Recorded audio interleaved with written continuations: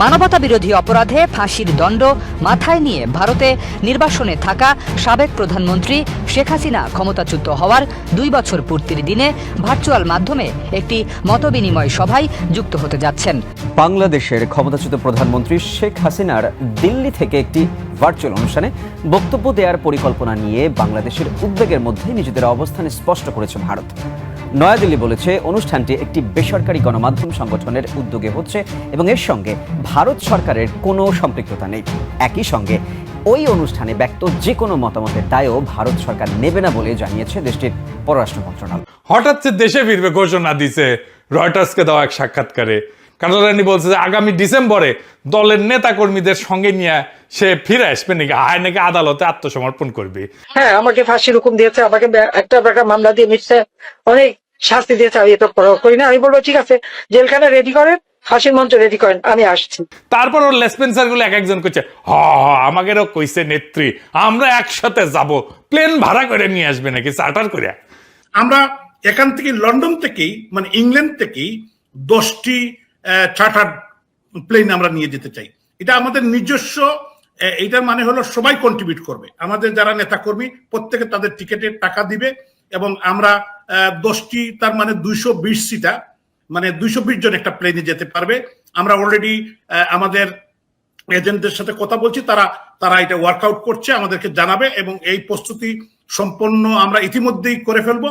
প্রত্যেক জায়গায় আমাদের নেতৃবৃন্দ দায়িত্ব নিচ্ছেন, তো আমরা প্রস্তুতি নিচ্ছি এবং নেত্রীর আমরা চেষ্টা করব নেত্রীর প্লেন লামার আগেই আমরা যাতে সেখানে থাকতে পারি। আমাদেরকেও তিনি নির্দেশনা দিয়েছেন যে আমরাও যেন সব তার সঙ্গে একসঙ্গে আমরা যারা এখানে অবস্থান করছি আমরা যেন দেশে ফিরে যাই। আপনি এটা শুনেছেন, এটাও জানেন আমাদের মাননীয় নেত্রী যা কিছু সিদ্ধান্ত নেন বুঝে শুনেই নেন এবং তিনি তার সিদ্ধান্ত অবিচল থাকে। এখন প্রশ্ন হইতেছে হাসিনা কেন ফাঁসির দড়ি গলা পড়ার জন্য আসতে চাইতেছে?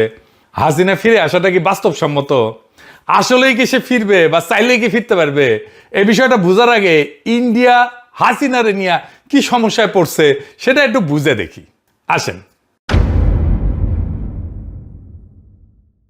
আপনি নিজেরে ভারত রাষ্ট্রের জায়গায় বসেন।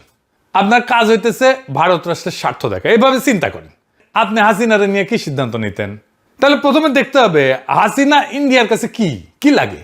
বাংলাদেশের ভবিষ্যৎ নেতা না, পরবর্তী প্রাইম মিনিস্টার আম্মু না, পরবর্তীতে যে দল ক্ষমতায় আসবে তার নেতা না। ইন্ডিয়া তো বেকুব না, তারা জানে হাসিনা তার দল তার 14 গোষ্ঠী জিন্দেগিতে বাংলাদেশে ক্ষমতায় আসতে পারবে না। তাহলে হাসিনারে সে পালবে কেন, রাখবে কেন? হাসিনা আশ্রয় নেওয়ার 1 মাসের মধ্যে আলাপ উঠেছিল হাসিনা ইন্ডিয়ার জন্য একটা কূটনৈতিক মাথা ব্যথা হয়ে উঠেছে, দেখেছেন?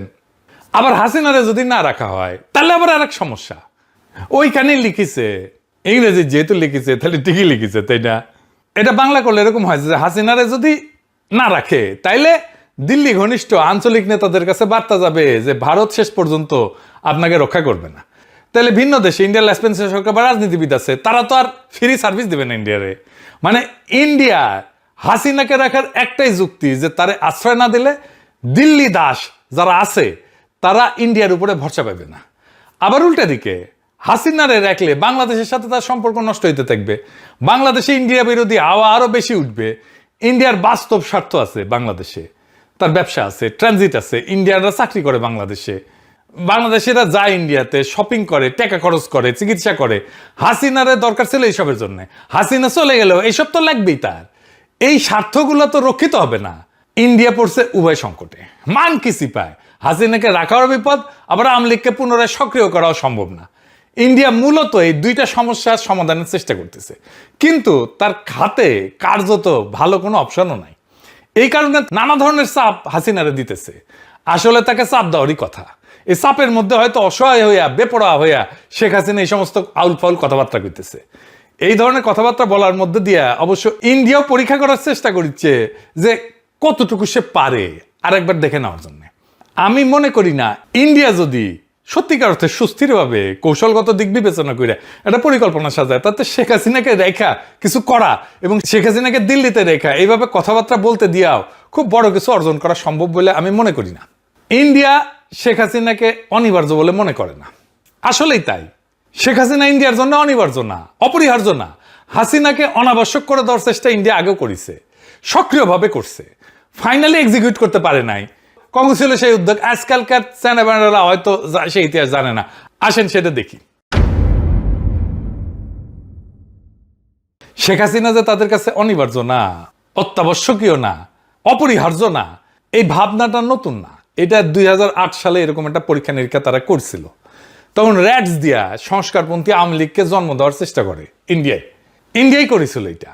র্যাটস মানে জানেন তো, RATS, রাজ্জাক, আমু, তোফায়েল আর সুরঞ্জিত, এই 4 জনের নামের প্রথম অক্ষর দিয়া র্যাটস। এরাই আওয়ামী লীগ ভাঙতে চাইছিল, সেটা ব্যর্থ হয়েছিল। এটার পিছনে কৃতিত্ব শেখ হাসিনার না, তৎকালীন এই ফখরুদ্দিন মঈনুদ্দিন সরকার জনরোষে পড়ছিল, তাদের উপরে মানুষের আস্থা চলে গেছিল এবং নির্বাচন দিতে বাধ্য হয়েছিল। এই পরিপ্রেক্ষিতে শেখ হাসিনা তখন আবার পুনরায় তার দলের দখল নিতে সক্ষম হয়েছিল। তাছাড়া খবর আছিল, আজকালকার চ্যানেলরা হয়তো জানেই না যে আগে একই নামে অনেকগুলো দল থাকতো। আবার আওয়ামী লীগ ভেঙে 3টা দল হয়েছিল, আওয়ামী লীগ হাসিনা, আওয়ামী লীগ রাজ্জাক, আওয়ামী লীগ মিজান। আর জায়জাদিনের শফিক রহমান ভাই আছে না, উনি আওয়ামী লীগ লিখলে পাশে ব্র্যাকেটে লিখতো হারামি, হারামি মানে হাসিনার হা, রাজ্জাকের রা আর মিজানের মি। আওয়ামী লীগের বিরুদ্ধে হিস্টোরিক একটা কালচারাল রেজিস্ট্যান্স কিন্তু ছিল। যাই হোক, আলাপে ফিরে আসি। তাই ইন্ডিয়ার হাতে আসলে একটাই বিকল্প আছে, যে আওয়ামী লীগ নামের এই ঘোড়ায় চেপে বাংলাদেশে আবার ফিরে আসার চেষ্টা করতে পারে। কাদের উপরে? যারা হবে তাদের বশংবদ দাস, যারা থাকবে তাদের কাছে চিরকৃতজ্ঞ। শেখ হাসিনা তো মাঝে মধ্যে ট্যাফও করতো, ফোঁস করতো ইন্ডিয়ার রুক্ষার সাথেও। এদের কারো কেন, এদের ছেলে মেয়ের কারো পক্ষেও ট্যাফও করা, ফোঁস করা সম্ভব হবে না ইন্ডিয়ার সাথে। এরা হবে চিরজীবনের জন্য কেনা গোলাম। শেখ হাসিনার চিন্তা এখন ইন্ডিয়া তারা তালাক দিয়ে দেয় নাকি। কিছুদিন টাকা পয়সা দিয়ে প্রচুর হয়েছে করলো, এক বাটপার মজুমদার আছে না, হ্যাঁ, ও সারা দুনিয়া ঘুরলো, টাকা মনে হয় ভালোই পেয়েছিল, সব ঠান্ডা হয়ে গেছে। এত এখন ইন্ডিয়া কই তোমার লোকজন কই, আর তো কাউরে মাঠে নামাইতে পারো না। তাই শেখ হাসিনার বাংলাদেশে ফিরে আসার এই চেষ্টাটা ভারতের দিক থেকে তার উপরে ক্রমাগত চাপের একটা বহিঃপ্রকাশ করতে পারে। অন্যদিকে ইন্ডিয়ার পক্ষ থেকে এটা পরখ করা যে এই মনস্তাত্ত্বিক চাপ সৃষ্টি করে বাংলাদেশ সরকার বিশেষত বিএনপির হাত মোচড়ানো যায় কিনা।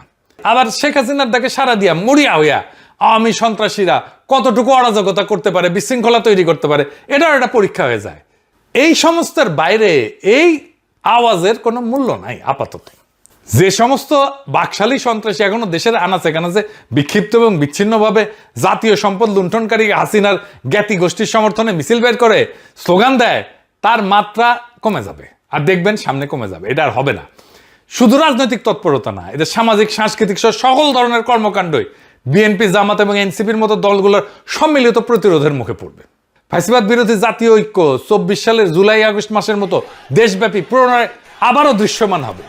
ফলে আওয়ামী লীগ এবং ইন্ডিয়ার প্রতি দুর্বল সকল রাজনৈতিক, সাংস্কৃতিক, সামাজিক শক্তিসমূহ ব্যাপক জনরোষের কবলে পড়বে।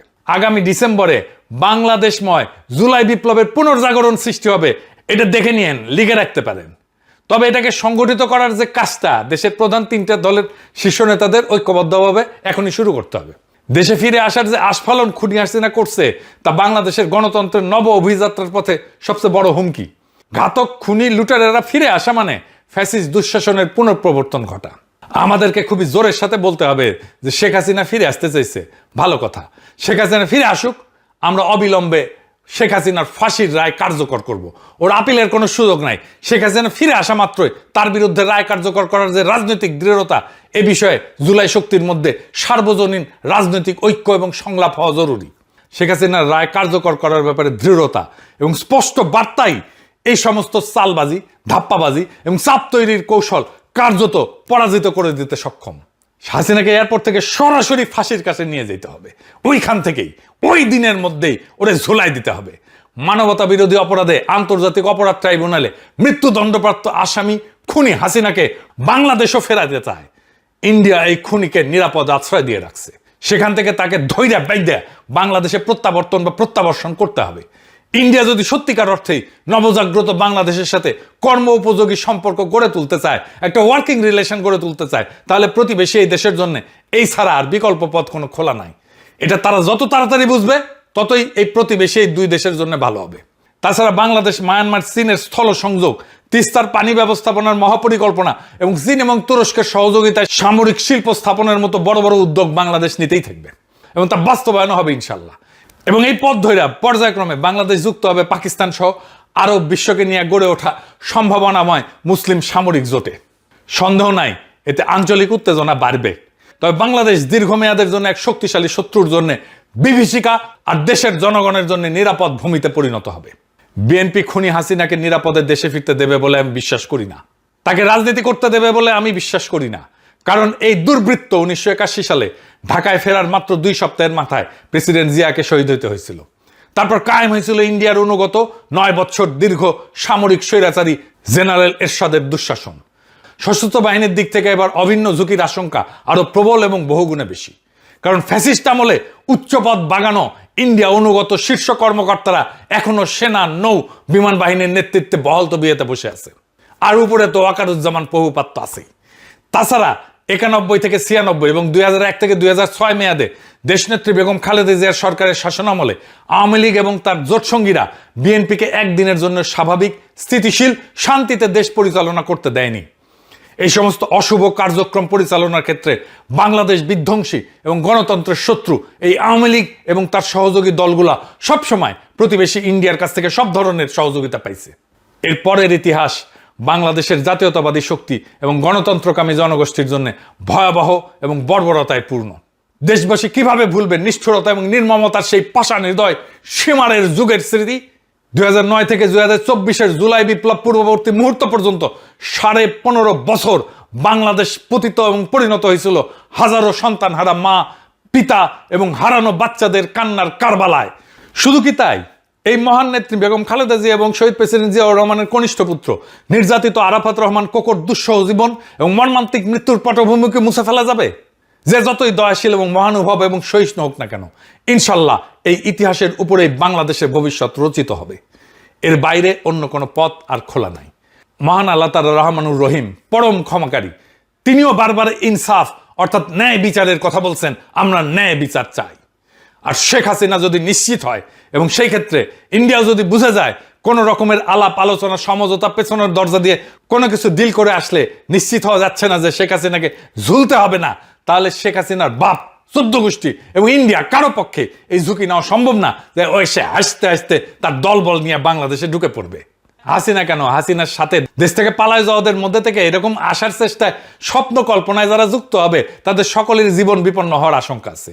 উপরন্ত আওয়ামী লীগ এবং তাদের দুঃশাসনের সময়কালে যারা জোট সঙ্গী ছিল, দেশের ভেতরে থাকা এরকম কেউই আর নির্বিঘ্নে জীবনযাপন করতে পারবে না। দেশে গৃহযুদ্ধ শুরু হয়ে যাবে। হাসিনার দলের লোকেরা যত বেশি ট্যাফও করবে, সবগুলোর সানডে মানডে ক্লোজ হয়ে যাবে। আজকে দেখলাম আম্বার রাজশাহী ইউনিভার্সিটিতে কেলানি দিচ্ছে। সাবাস, বাঘের বাচ্চা। আওয়ামী লীগ, ছাত্রলীগ, যুবলীগ যেখানে পাবেন উদাম কেলানি দিবেন। অনেকদিন ভালো মন্দ ওরা কিছু খায় না, কেলানি তো ভাইটামিন আছে। ডিসেম্বর পর্যন্ত কেলানি চলবে, ওদের কেলানিতে সোয়াব আছে। ইনকিলাব জিন্দাবাদ, বাকশাল তাড়ানো জিন্দাবাদ, লীগ কেলানো সফল হোক।